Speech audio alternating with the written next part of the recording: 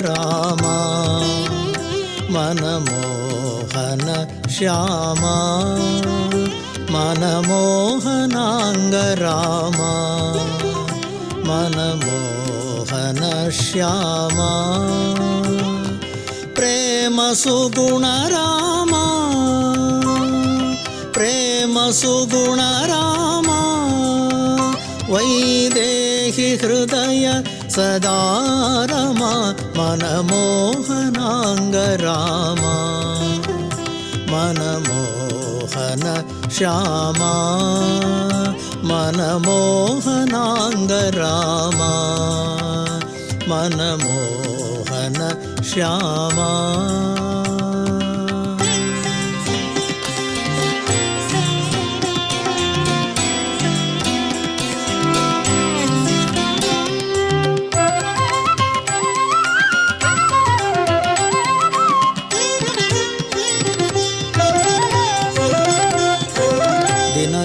Kuladhira Dinakara Kuladhira Rajasevita Shrikara Dinakara Kuladhira Rajasevita Shrikara Janagana Mandara Janagana Mandara Sajjana Hridaya Vihara Sajjana Hridaya Vihara Manamohananga Rama Manamohana Shyama Manamohananga Rama Manamohana Shyama Manamohana Shyama Manamohana Shyama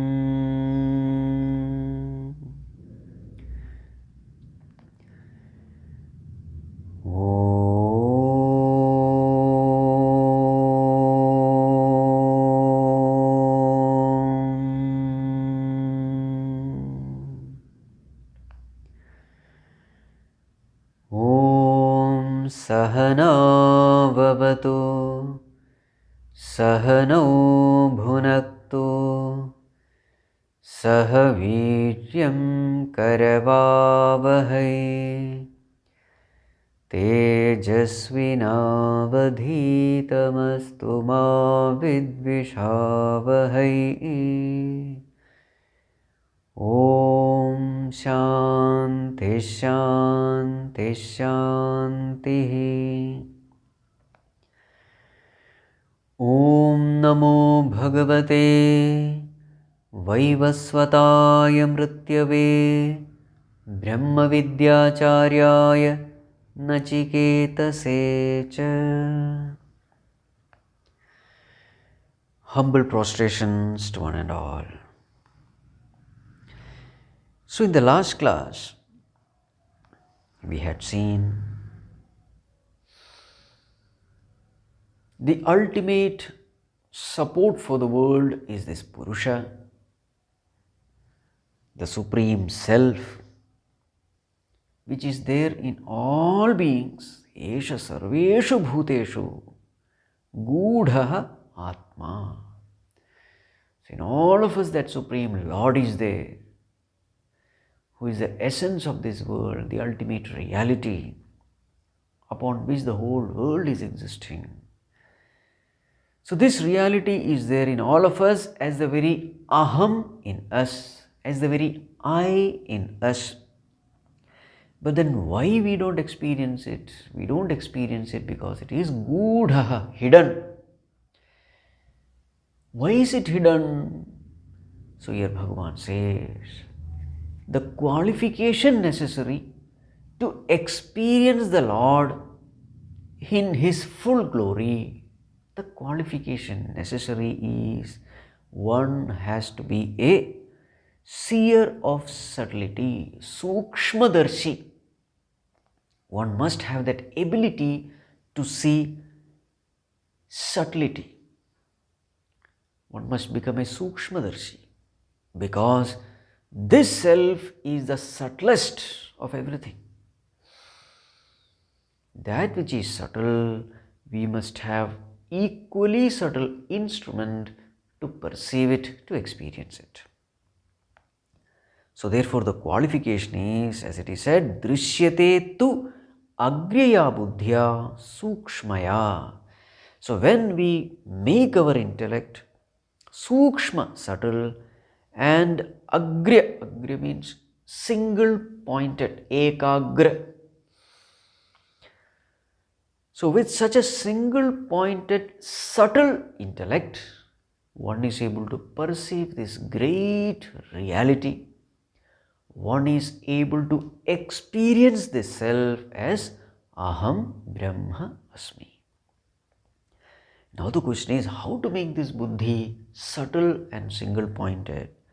So therefore comes the verse number 13, which we had discussed in the last class, yachet vam manasi prajnah. So the process is described here to prepare this intellect and to gain this knowledge. So what is the process? Yachet, may we merge vam, the jnanendriyas and karmendriyas, that organs of action and perception, organs of action and knowledge, may we merge these indriyas into the mind. And then what we must do? This mind has to be merged in the intellect, jnana atma. This intellect has to be merged in the mahat atma or mahat tattva. Jnanamatmani mahati niyachet. And then this mahat tattva should be merged in shanta atma. Tat yachet shanta atmani. So we were discussing this verse in the last class. So the first step is, at the seat of meditation, we have come from the outer world. Let all the disturbances which has been gathered from the outer world, let it subside. This is the first step. So this is the meaning, merging the indriyas in the mind. So if you sit for some time, 10, 15, 20 minutes, the mind subsides. External disturbances are subsided. There is relative peace. And then what we have to do? Merge this mind in the intellect.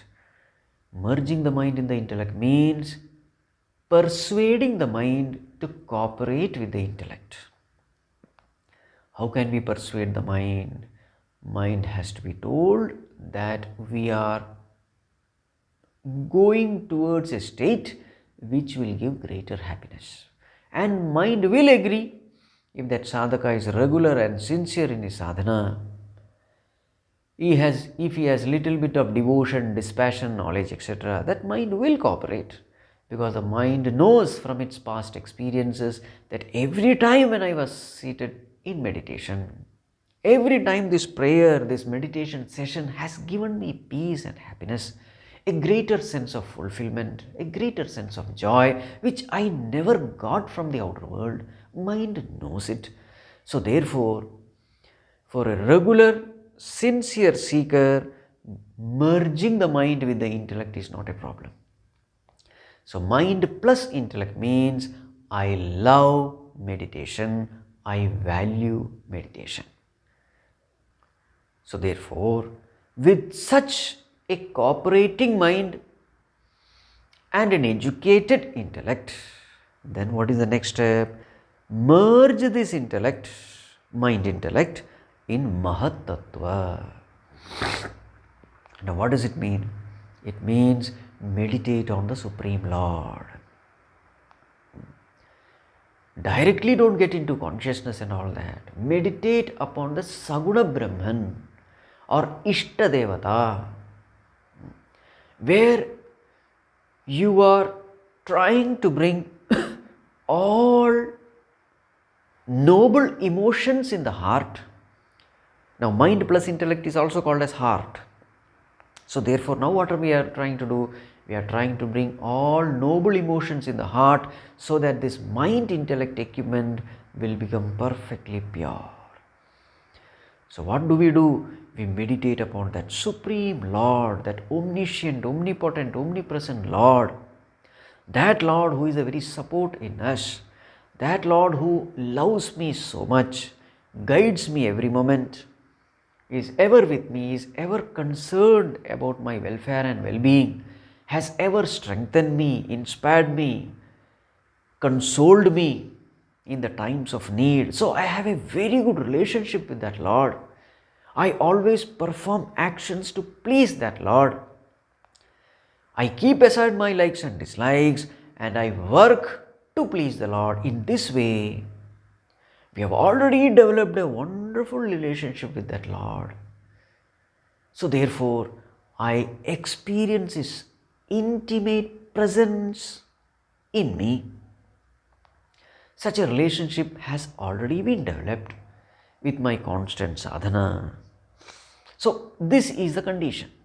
And I always chant His name, always remember His name and perform all my duties as a worship unto Him. This is the kind of relationship I have developed with Him. So I have a very healthy, strong, firm relationship with Him. Then what am I supposed to do? Merge my mind intellect in this Mahat Tattva. Remember, Mahat Tattva means Hiranyagarbha. Hiranyagarbha means totality of mind intellect, which in the modern context we say the Supreme Lord. Saguna Brahman is another name. So what does this mean?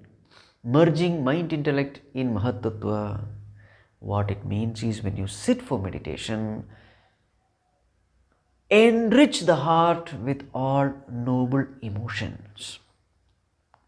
It is possible because we have all come from the world. It is always possible that some dealings in the world was not appropriate.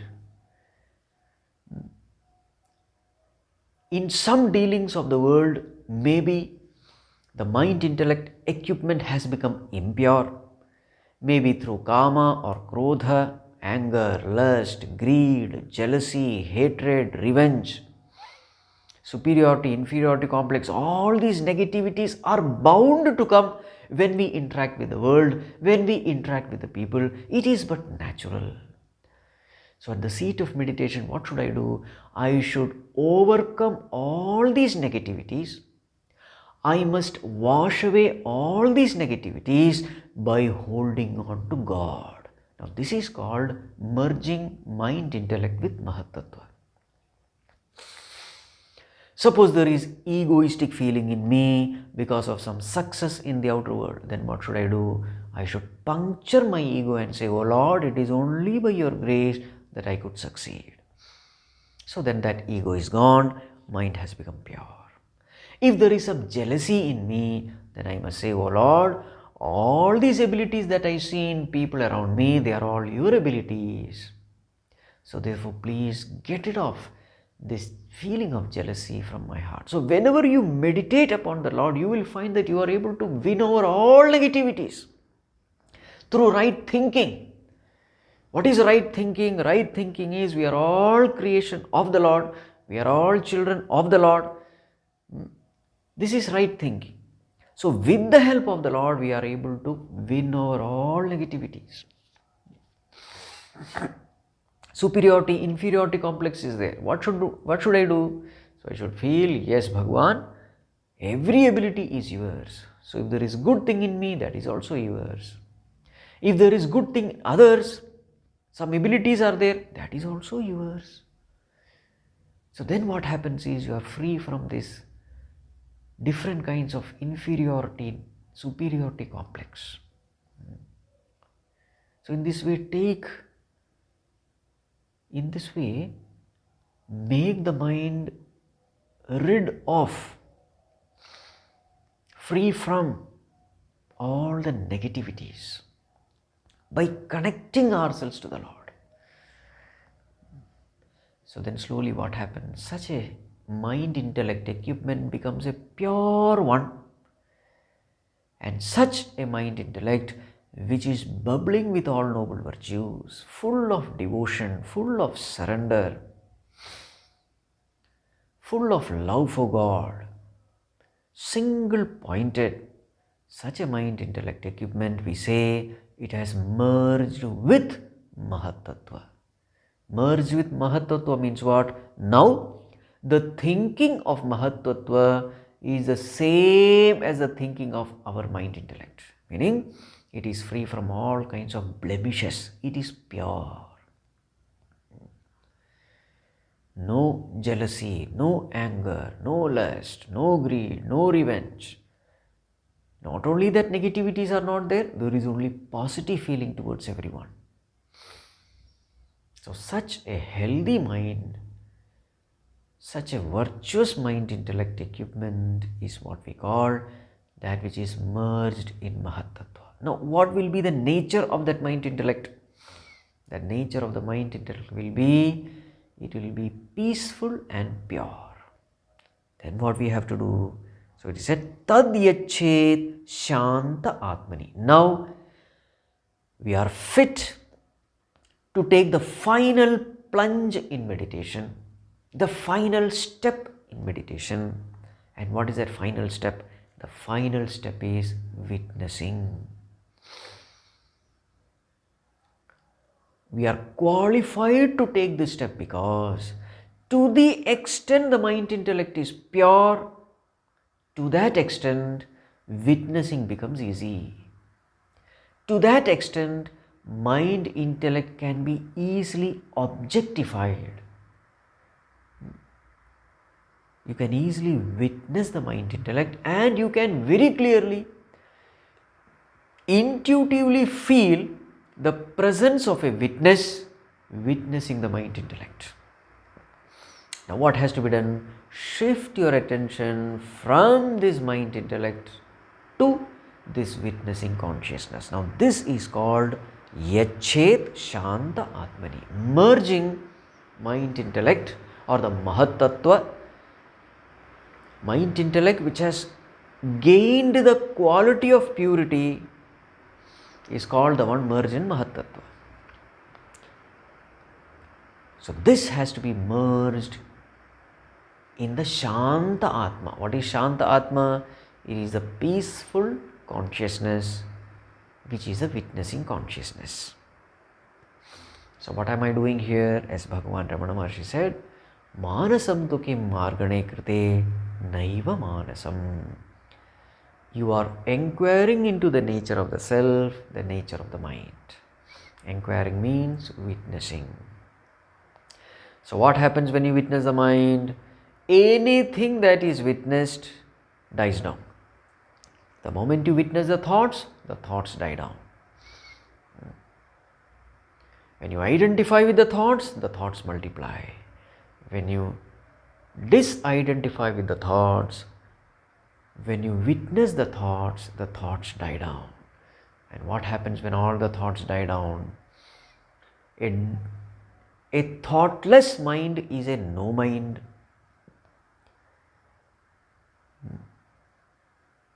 A thoughtless mind or a thought-free mind is a no mind, because mind is nothing but flow of thoughts.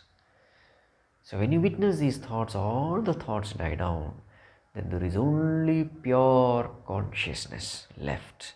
This pure consciousness is called Shanta Atma, the Supreme Self which is peaceful. So we intuitively experience the true nature of ourselves, which was mentioned earlier as Purusha, and now it is called as Shanta Atma. So in that absolute peaceful state, I come to know myself as the Shanta Atma. I come to know I am not this BMI, but I am this witnessing consciousness which is peaceful, which is Sat, Chit, Anand, blissful, immortal, infinite. I intuitively come to know its presence. I intuitively experience myself as one with this presence. This is the final stage. So as seekers, what are we supposed to do? Again and again practice this abidance in the self. Now this is called as abidance in the self, where your attention is firmly rooted in this self, rooted in this witnessing consciousness. This is called abidance. Remaining in a state of being. This we have to constantly practice again and again, again and again. So whatever you practice daily, what happens? It becomes your nature. It becomes your habit. So then abidance in this consciousness becomes the habit, and a time comes when we say, I am consciousness. We don't just say it, we experience it, we feel it.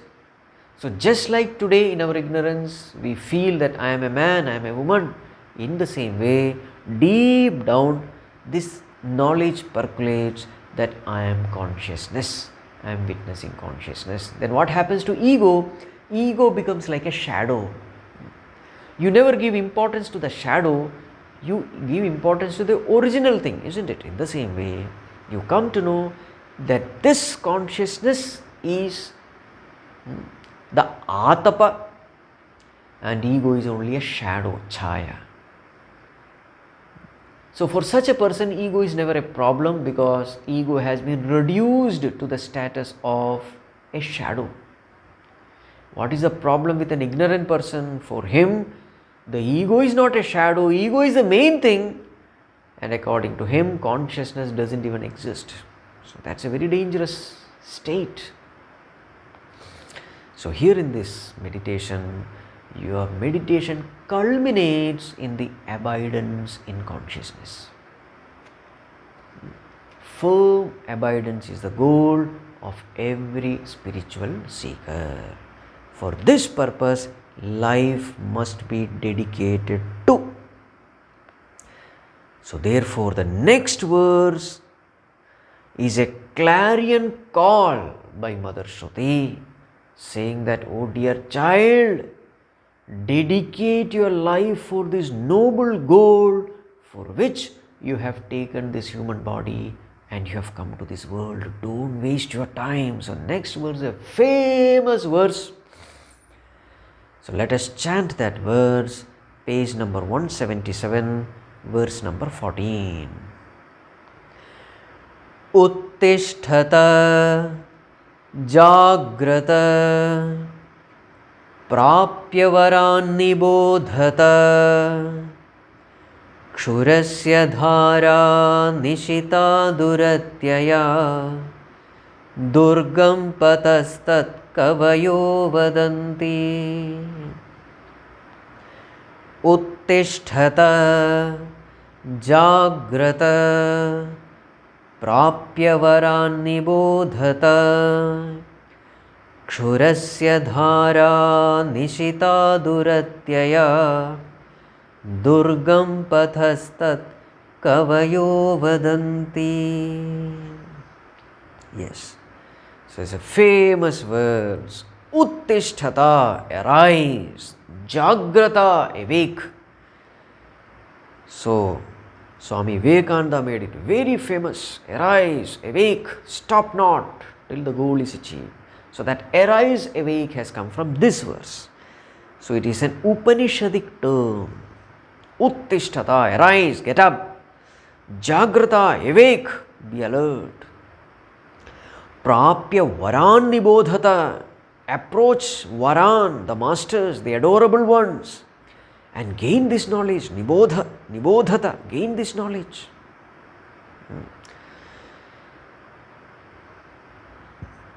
This path is dangerous, is difficult, therefore the guidance of the wise ones are necessary. What happens if we don't take the guidance from the Mahatmas. So therefore the scripture says, Kshurasya dhara, this path is so difficult, so dangerous also. It is like Kshurasya dhara. Dhara means the edge. The edge of Kshura. Kshura means razor. So it's a razor's edge. Walking the spiritual path is walking over the edge of a razor. Now what kind of edge? Not blunt edge, but nishita. Nishita means tikshnikrita, sharpened. So how difficult it is to walk on the sharp edge of a razor. It is duratyaya. Duratyaya means very difficult. Dukkhena atyayaha yasyaha sa duratyaya. That which can be done only with great difficulty. So just like walking a razor's edge which is sharpened, that walking is very difficult and dangerous. In the same way, this path of spirituality is also equally dangerous and difficult. Durgam pataha tat kavayaha vadanti. The wise people say kavayaha vadanti. Those people who have already walked this path and reached the goal, the destination, they say this path is durgam. This path is difficult. So therefore, guidance from the teachers, from the masters, this guidance is absolutely essential. That's the point. Right. Now, uttishtata. Uttishtata means what? Arise, get up.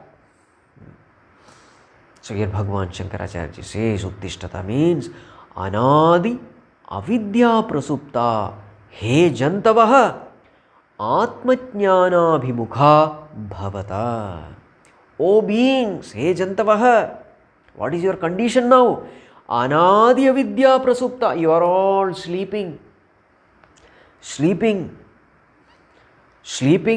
And what kind of sleep it is? It is a sleep of ignorance. Avidya. When did it begin? Anadi.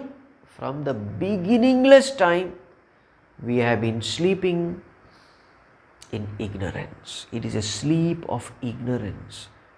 So, he jantavaha, get up, uttishta. Uttishta means what? Atmajnanabhimukha bhavata. May you turn your attention to this Atma, to the Supreme Self. Turning your attention from the BMI to this Supreme Self is what is called as waking up from the sleep. Stop the sleep. Wake up. Jagrata. So the point is uttishtata means make a resolve.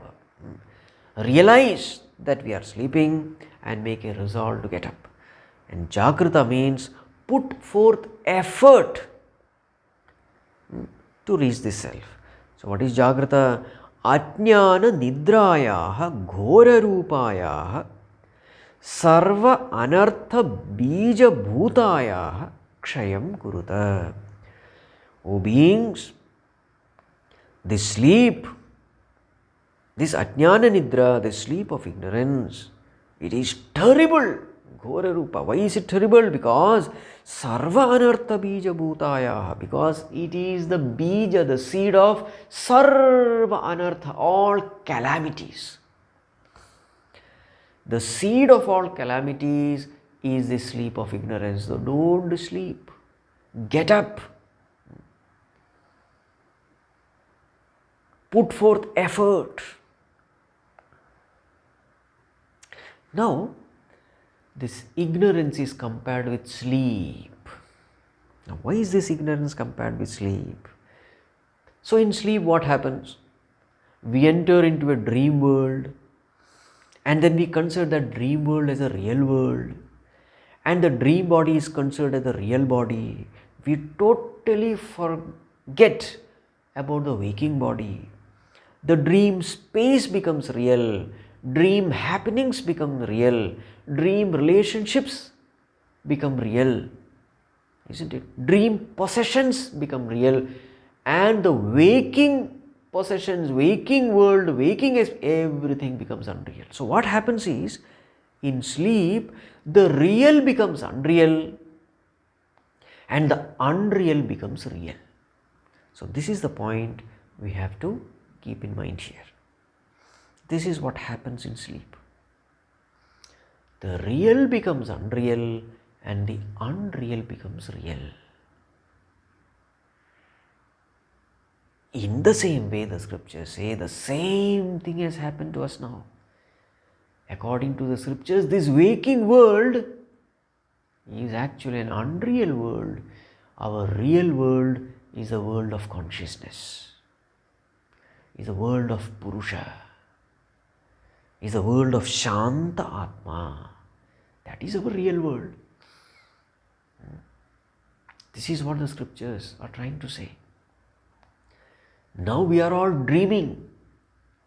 We think that this is a real world. So Shruti Mātā is saying this is a big mistake, and what is the price we have to pay for this mistake? The price is sarvanartham, calamity, misery, suffering. So what we have to do? We have to put an end to this sleep.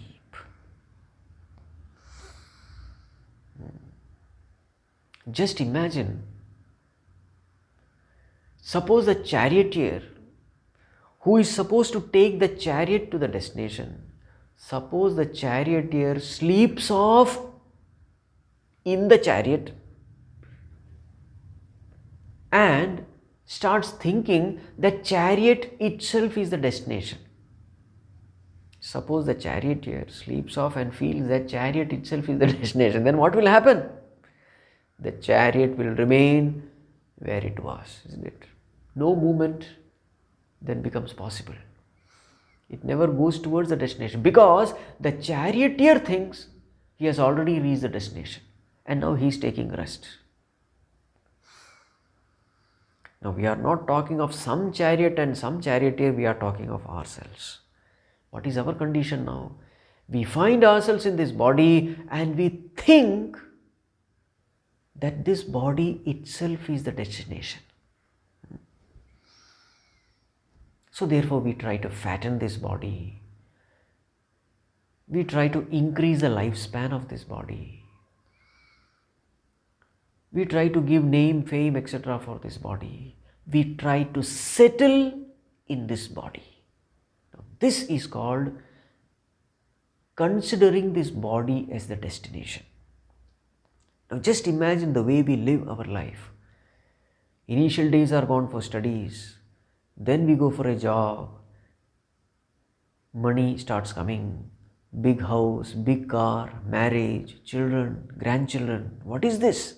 It is nothing but trying to settle in this body, trying to settle in this world. So what are we doing?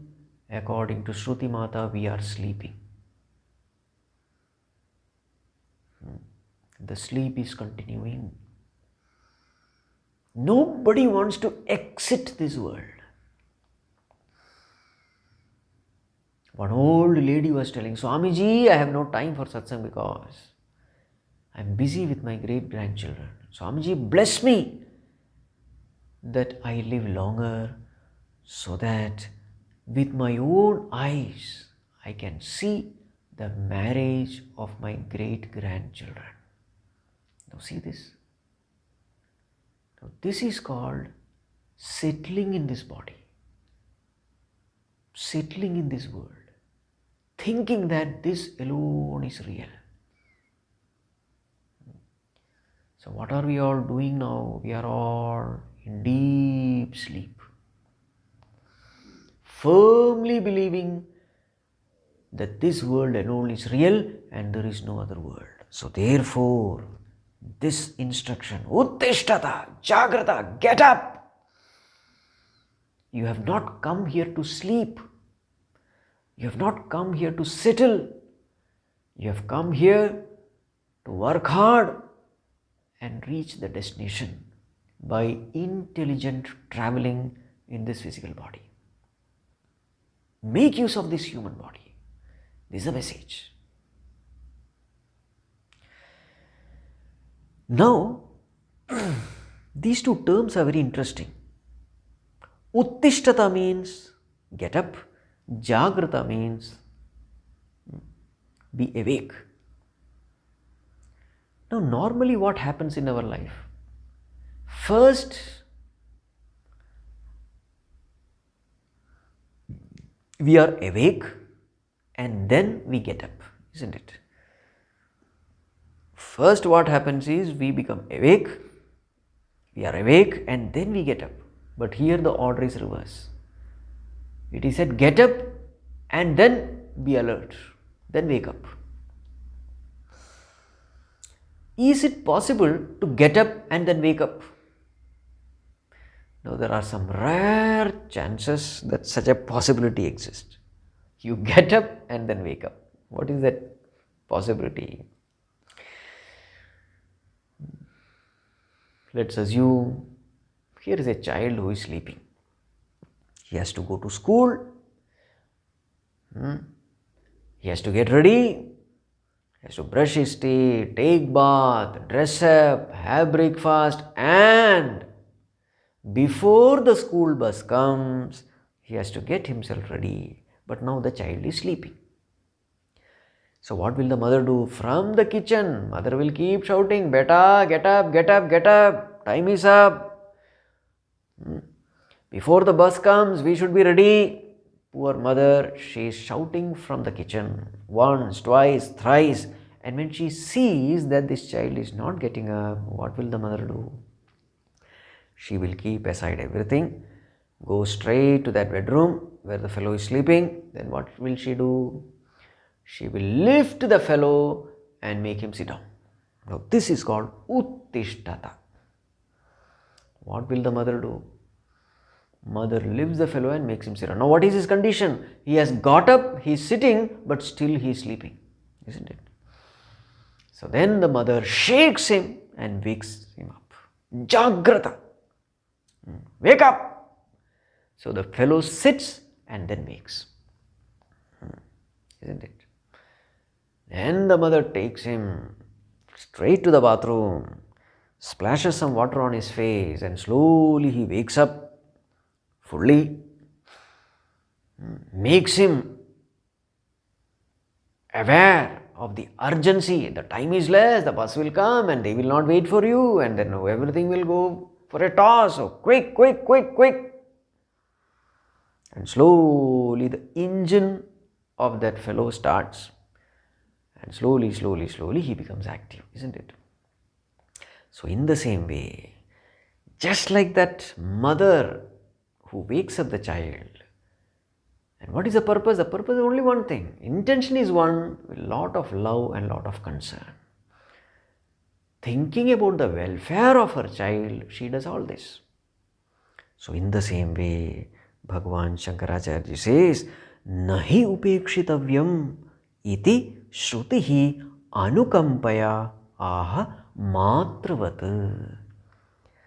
So this Shruti Mātā, the scripture, like a mother, full of compassion, full of love, full of concern for her beloved children, she is telling this. So uttishtata, jagrata has to be taken in that sense. How a mother, because of her love and concern for the child, for the welfare of the child, how she wakes up her child. In the same way, this Shruti Mātā is trying to wake us up. Don't waste your time. It's a precious time. You have got a human body. Come on, make use of this body. Otherwise, you will miss the bus. Now see, bus means what? Traveling. You have come here to take up this very, very auspicious journey, this travel, the travel from Jivatma Bhava to Paramārtha Bhāva. So don't waste this human life. It is given to you with a purpose. So make the best use of it. This is the meaning. Uttishtata Jagrata. Now, what is Uttishtata? Uttishtata means beware. So this is the first step. The first step in any transformation is, first of all, we must be aware of our mistakes. We must be aware of what are the wrong things we are doing. This is the first step. Being aware of our wrong understanding, our mistakes. So this being aware is called Uttishtata. So first of all, let us be aware that the way we are living is a wrong way. Because here we are not putting forth any effort in the direction of liberation. Unconsciously we are only binding ourselves. So let us be aware of this mistake that we are committing every moment. Now this is the meaning Uttishtata. Being aware of the mistake. Realizing this mistake. So just like a person lying down, the moment he realizes a mistake, he stands up. Uttishtata. He stands up. Then what is the next step? The next step is putting forth effort to correct the mistake. That putting forth effort is called Jagrata. Because while putting forth effort, what is the most important thing necessary? The most important thing necessary is alertness. Because you must put forth effort in the right direction, not in the wrong direction. If you put forth effort in the wrong direction, you will be away from the destination. Moreover, in this travel, there is a lot of difficulty, there is a lot of challenges, there are a lot of dangers. So therefore, one has to be alert, Jagrata. So while putting forth effort, be alert. So two things. Number one, let us realize our mistake. Number two, let us put forth effort to reach the right destination. So Uttishtata means realizing the mistake. Jagrata means putting forth effort with total alertness.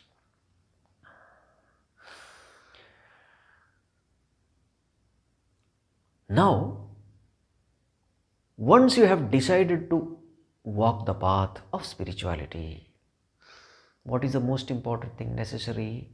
The most important thing necessary is right knowledge, right guidance. So therefore it is said, Prapya varan nibodhata. Gain this guidance. Because for any travel, any journey, we must know the route, we must have the direction, we must have the clear understanding about destination. So therefore, those people who have already walked this path, those who have already reached the destination, so what we should do? Prapya varan, approach them and then gain this knowledge, nibodhata. Now these masters are called varan. Varan means adorable ones, worshipful ones, the best ones. Varan. Now why these masters are called the best ones, adorable ones? So these are the people who have reached the destination, who are Shrotriya and Brahmanishta acharyas. Not only they are firmly established in the reality, Brahmanishta they also know how to communicate this knowledge and give right guidance to all seekers. They have the knowledge of the scriptures. They are Shrotriyas. Such great ones we must approach. So they are called as Varan here, adorable ones. What is the great thing they have done because of which they are worshipful? The great thing they have done is they have completely effaced their ego. And now who is ruling them? Lord Himself is seated in their heart. That's why they are worshipful. Brahmavit Brahmaiva Bhavati. Knower of Brahman becomes Brahman. So they are as worshipful as God. They have become a mere instrument in the hands of the Lord because they are completely occupied by the Lord. They are completely occupied by the Lord because they have completely erased their ego and allowed the Lord to occupy their heart. So who is the charioteer in them? Sakshat Bhagavan himself. That's why they are Varan, most worshipful, adorable ones. Though they may be in human forms, they are Bhagavan himself.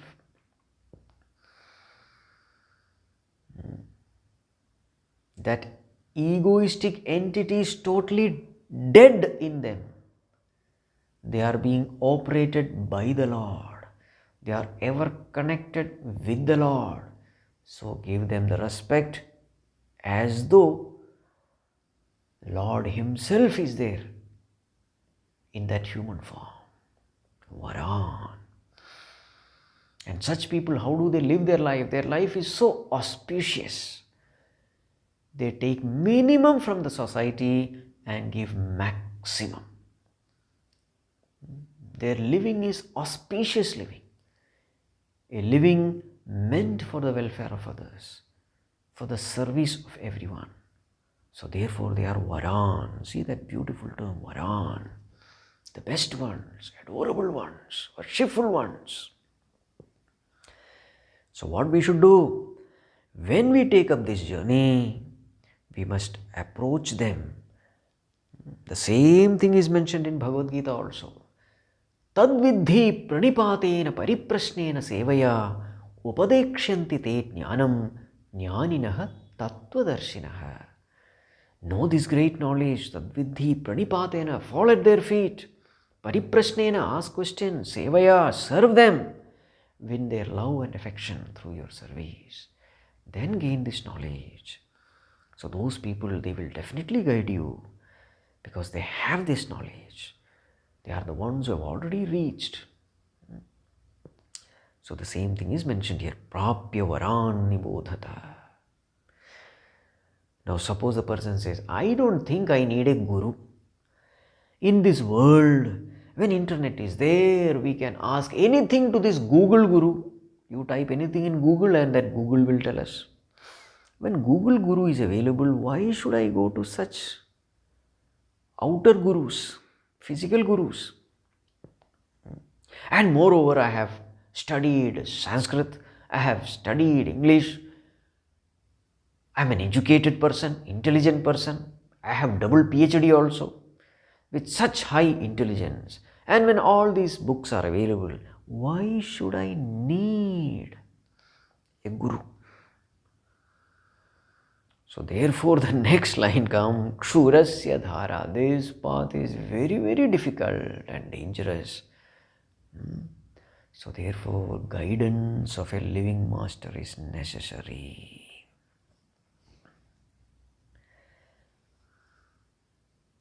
It's necessary because the path is so dangerous and difficult.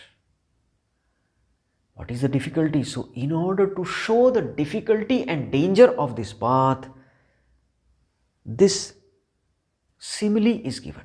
What is the simile? Kshurasya dhara nishita. So walking the path of spirituality is as though walking the edge of a sharpened razor.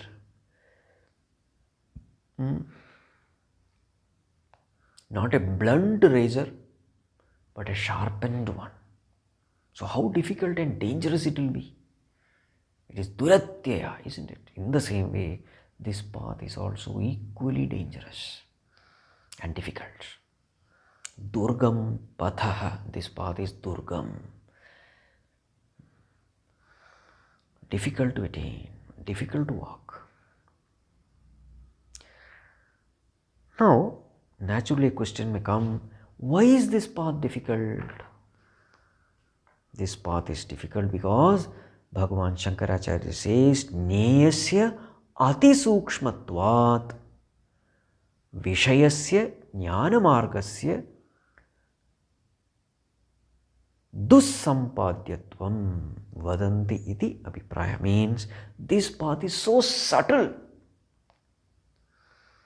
Sukshmatvat. Subtler a thing, more difficult it is to grasp it. It is true with every knowledge. Simple mathematics, everyone is able to understand. But as that mathematics becomes advanced, involving triple integrals and differentiations, etc., advanced mathematics, what happens? Very few are able to understand it, grasp it. Why? Because the concept is subtle. So, as the concept becomes subtler and subtler, grasping becomes more and more difficult. Now, we all know that Supreme Self is the subtlest one. So, this journey we have already taken up. Subtler than the subtler than the sense organs is the sense objects. Subtler than the sense object is the mind. Subtler than the mind is the intellect. Subtler than the intellect is the Mahat-tattva. Subtler than Mahat-tattva is Abhyakta. You see? So this is the journey towards subtlety. And subtlest thing is Purusha. This we have seen in the last class. So because it is very, very, very, very subtle, Sukshma, it is like walking a very, very, very, very narrow path. See, if it is a wide path, walking is easy. But suppose the path becomes narrower and narrower. So here, what is the narrowness of the path? The sharp edge of the razor is compared with that narrowness of this path. So how difficult it is to walk a narrow path as thin as the edge of a sharpened razor. How difficult it is. In the same way, it is difficult to grasp this subtle reality in us. Now let us take this example of this razor. So when we walk this path, number one, there is difficulty. What is the difficulty? Difficulty is in balancing ourselves. Isn't it? There is all the possibility that we may fall left side or right side. Balancing is the first difficulty. So then what happens when we lose balance? We fall down and we hurt ourselves. So number one, difficulty in walking. Number two, now let us assume that you have somehow gained the balance and you are able to walk also without falling. Even then there is a danger. What is the danger? You may injure yourself because it is a sharp edge of the razor. Even when you are on the top edge of the razor, there is a possibility that we may injure ourselves because of the sharpness. You see? So two dangers are there, two difficulties. What are they? Number one, the path is difficult because you have to balance yourself. Number two, even if you have balanced, there is a possibility that we may cut ourselves because of that sharp edge. So there is a difficulty in travel, there is a danger in travel. In the same way, spiritual path also. So what is the difficulty in travel, in spiritual travel? The difficulty is the subject matter is subtle. So what happens when the subject matter is subtle? You need an equally subtle mind to grasp that subtle truth. And if the mind is not subtle, if the mind is gross, there is all the possibility that we may wrongly understand, misunderstand, or never understand the truth. All possibilities are there. So this is the difficulty. Now what is the danger part? The danger part is, now let us assume that you are able to grasp the truth. You have somehow made it subtle, pure.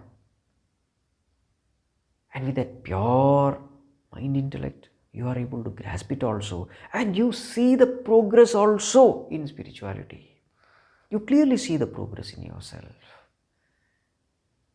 You see the progress in terms of mastery over the mind and the senses. You see the progress in terms of peaceful mind. Now what is the danger? The danger is, when I see that I am spiritually progressing, a very big danger, the danger of ego starts confronting us. Somewhere deep down I feel that I am a holier person. And naturally, when I progress in spirituality, not only you but others also, they see it. So they start respecting you, revering you, falling at your feet, worshipping you, praising you. So then what happens? These are all a perfect manure for the ego.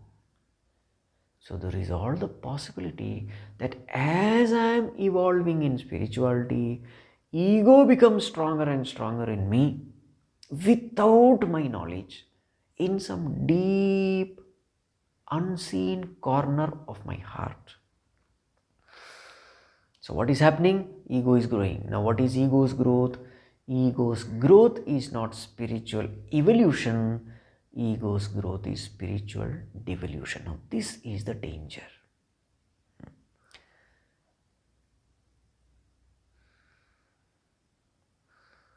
So number one, grasping a subtle truth is difficult. Just like balancing on the sharp edge is difficult. So what happens when we are not able to grasp the truth? So instead of Atmananda, we fall down into Vishayananda. This is the danger. This is the difficulty. See, when we lose the balance, we fall down, isn't it? So in spirituality, what is that fall? The fall is falling into Vishayananda. When I am not able to get Atmananda, I fall into Vishayananda. That is the fall. But even when I am able to walk the path, even when I am spiritually progressing, even when I am able to grasp the truth, the another great danger is the danger of the ego. So Jagrata, be alert. Don't allow this ego to grow. Such possibilities exist because as you grow spiritually, all the faculties in you start blossoming. Your personality will have a special shine, special attraction. So naturally you will attract love, respect and recognition from the world. Now these love, respect, recognition can be very dangerous because they will only help in making the ego bloat with self-importance.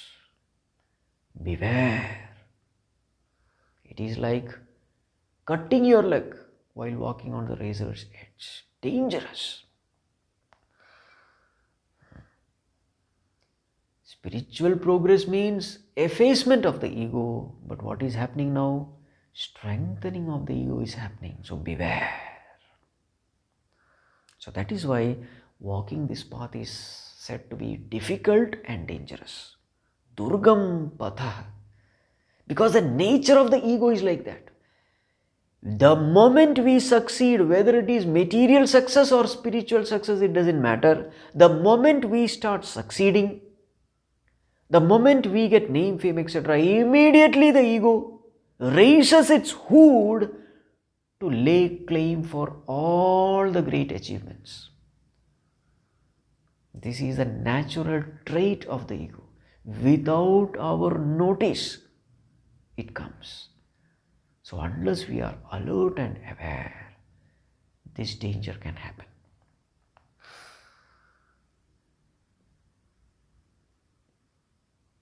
is there any way to get rid of this danger? Is there any way to make this difficulty easier? Is there any way to lessen this difficulty? Is there any easier path?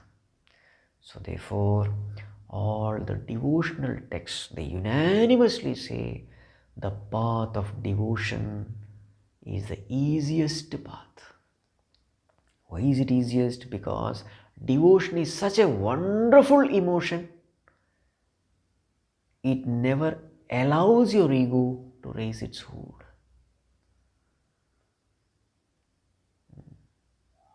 So unanimously all religions, whether it is Christianity or Islam, they focus only on devotion. Even in Hinduism also, very many saints, they focus only on devotion. This path is the easiest. So a person full of devotion, for him, this path, how is it? It is like a person wearing a metallic shoe and holding on to a rope and walking this razor's edge. How will it be? It will be easy, isn't it? So the rope is there, so that will ensure that you are balanced, you don't fall down because the rope supports you. Metallic shoe is there, that will ensure that you don't have wounds and cuts. So how easy that journey will be? So easy will be this path for a person who has devotion. That is why avatar has taken in the form of Vedavyasa Rishi in order to bring out Puranas like Bhagavata Purana. Why this avatar has taken place? Avatar has taken place in order to focus our attention on devotion, because once you have devotion for God, all this path becomes very easy. Otherwise, it's very difficult. Devotion is considered to be like a mother who gives birth to Jnana and Vairagya, according to Bhagavatam. Jnana, Vairagya, they are the children of Bhakti Mātā. So when you have knowledge, when you have dispassion, balancing becomes very easy. And when you have devotion, egolessness becomes very easy, because devotion is rooted in egolessness. Because Sharanagati is the main thing there. So once we have totally surrendered unto Bhagavan, ego cannot raise its hood. In Bhagavatam it is said, Mukti is the dasi of Bhakti Mātā, servant maid. Meaning, a person who has devotion, he easily gains liberation.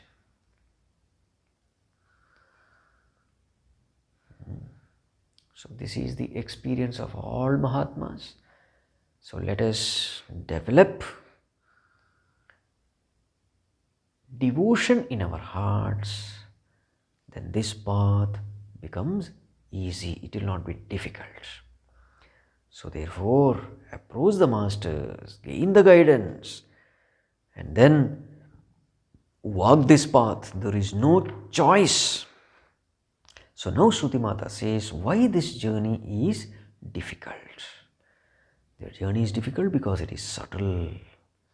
How it is subtle, that is pointed out in the next verse, which we will see in the next class. Om Sarve Bhavantu Sukhinah Sarve Santu Niramayah Sarve Bhadrani Pashyantu Ma Kaschid Dukkha Bhag Bhavet Asato Ma Sadgamaya Tamaso Ma Jyotirgamaya Mrityorma Amritam Gamaya Om Shanti Shanti Shanti Harihi Om Shri Gurubhyo Namaha Harihi Om.